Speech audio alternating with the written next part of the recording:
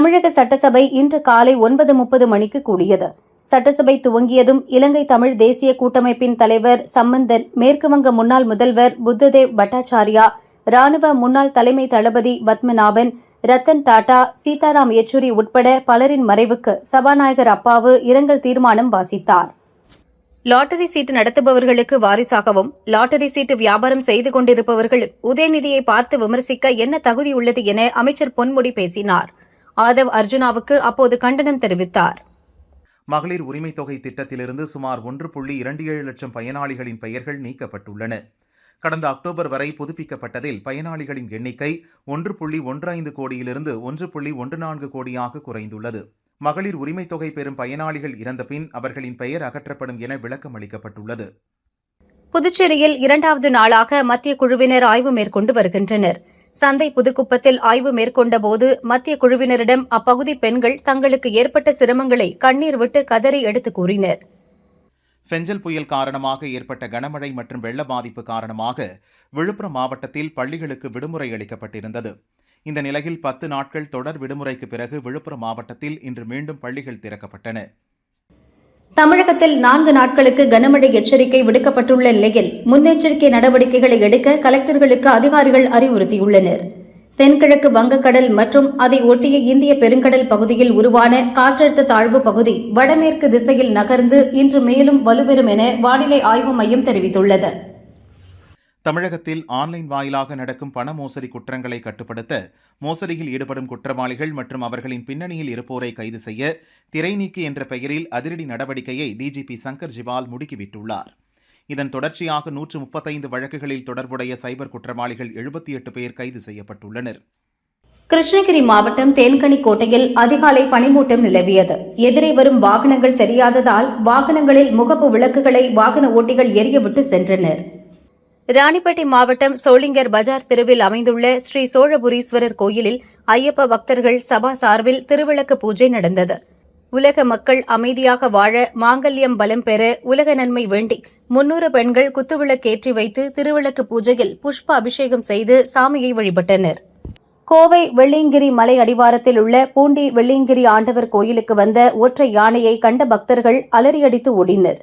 கோயிலில் மங்கள வாத்தியம் முழங்கவிட்டு யானையை விரட்டினர். அங்கிருந்து ஓடிய யானை அங்குள்ள பிரசாத கடையை சூறையாடிச் சென்றது. அப்பகுதியில் வனத்துறையினர் முகாம் அலுவலகம் அமைத்து யானைகளை கண்காணித்து வனத்திற்குள் விரட்ட நடவடிக்கை எடுக்க வேண்டும் என வலியுறுத்தினர்.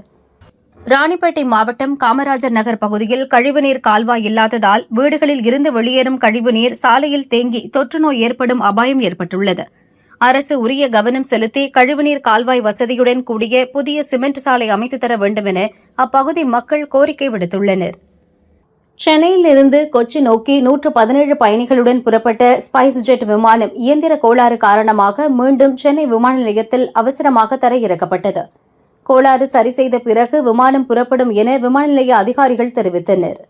சென்னை வியாசர்பாடியை சேர்ந்த ரவுடி அறிவழகனை ஓட்டேரி காவல் நிலைய எல்லைக்கு உட்பட்ட பனந்தோப்பு பகுதியில் போலீசார் சுட்டுப் பிடித்தனர். தற்போது அறிவழகன் மருத்துவமனையில் சிகிச்சை பெற்று வருகிறார். திருப்பூர் மாவட்டம் அவிநாசி அடுத்த வேலாயுதம்பாளையம் 6 வழிச்சாலையில் சென்னையிலிருந்து வந்த ஆமனி பஸ் லாரி மீது மோதி விபத்துக்குள்ளானது. இதில் 4 பெண்கள் உட்பட 10க்கும் மேற்பட்டோர் காயமடைந்தனர். காயமடைந்தவர்கள் திருப்பூர் மற்றும் கோவையில் உள்ள தனியார் மருத்துவமனையில் அனுமதிக்கப்பட்டனர். அவிநாசி போலீசார் விசாரணை நடத்தி வருகின்றனர். விபத்து காரணமாக சுமார் 1 மணி நேரம் போக்குவரத்து பாதிக்கப்பட்டது. இண்டி கூட்டணிக்கு தலைமை தாங்க மேற்குவங்க முதல்வர் மம்தா பானர்ஜிக்கு முழு தகுதி உள்ளது என தேசியவாத காங்கிரஸ் கட்சியின் தலைவர் சரத்பவார் தெரிவித்துள்ளார். நாட்டில் உள்ள திறமையான தலைவர்களில் மம்தாவும் ஒருவர். கூட்டணிக்கு தலைமை தாங்குவதாக சொல்வதற்கு அவருக்கு உரிமை உள்ளது என்றும் கூறினார். இந்தியா சீனா உறவு குறித்து பார்லிமெண்டில் விவாதிக்க வேண்டுமென்று காங்கிரஸ் பொதுச் செயலாளர் ஜெயராம் ரமேஷ் தெரிவித்துள்ளார். இந்த விவாதம் மூலோபாய மற்றும் பொருளாதார கொள்கை இரண்டிலும் கவனம் செலுத்த வேண்டும் என்றும் குறிப்பிட்டுள்ளார். டெல்லியில் 2 தனியார் பள்ளிகளுக்கு வெடிகுண்டு மிரட்டல் விடுக்கப்பட்டுள்ளது. மிரட்டலை அடுத்து முன்னெச்சரிக்கையாக மாணவர்கள் பள்ளியிலிருந்து வீடுகளுக்கு அனுப்பப்பட்டனர். தீயணைப்புத் துறையினர், மோப்ப நாய்கள், வெடிகுண்டு கண்டறியும் குழுவினர், உள்ளூர் போலீசார் ஆகியோர் பள்ளிக்கு வந்து தேடுதல் பணியில் ஈடுபட்டனர். கிளர்ச்சியாளர்கள் தாக்குதலில் இருந்து தன்னை காப்பாற்றிக் கொள்ள தப்பி ஓடிய சிரிய அதிபர் பஷர் அல் ஆசாத் ரஷ்யாவில் தஞ்சம் புகுந்துள்ளார். மனிதாபிமான அடிப்படையில் ரஷ்யா அவர்களுக்கு அடைக்கலம் கொடுத்துள்ளது.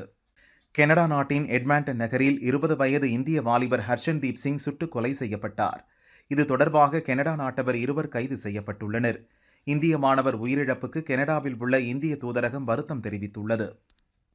திருவண்ணாமலையில் நிலச்சரிவினால் 7 பேர் இறந்த விவகாரம் குறித்த கேள்விக்கு "ஓ மை காட், சாரி" என நடிகர் ரஜினி வருத்தம் தெரிவித்துள்ளார். ஜெய்ப்பூரில் நடைபெறும் கூலி படத்தின் படப்பிடிப்பில் பங்கேற்க செல்கிறேன். கூலி படத்திற்கு பின் வேறு படம் இல்லை என்றும் தெரிவித்தார்.